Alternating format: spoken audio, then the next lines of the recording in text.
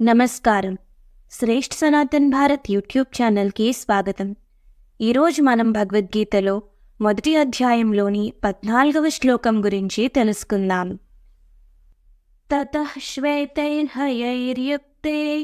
మహతి స్యందనే స్థితౌ మాధవః పాండవశ్చైవ దివ్యౌ శంఖౌ ప్రదధ్మతుః.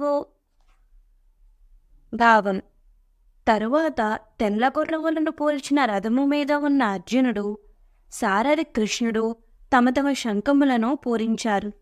సాధారణంగా ముందు సైన్యాధ్యక్షుడు తన శంఖం పూరించాలి. కానీ కృష్ణుడి మీద ఉన్న గౌరవం చేత ముందు కృష్ణుడు శంఖం పూరించిన తరువాత మిగిలిన వారు తమ తమ శంఖములను పూరించారు. ఇక్కడ ఒక విషయం గమనించాలి. కృష్ణుడు కేవలం అర్జున రథసారథి.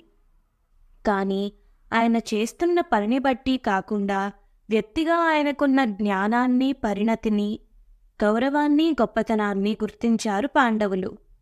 అందుకే రాజసూయ యాగంలో ఆయనకు అగ్రపూజ చేశారు. ఇక్కడ కూడా యుద్ధ ప్రారంభ సూచికగా మొట్టమొదటి శంఖం పూరించే గౌరవం కృష్ణుడికి ఇచ్చారు.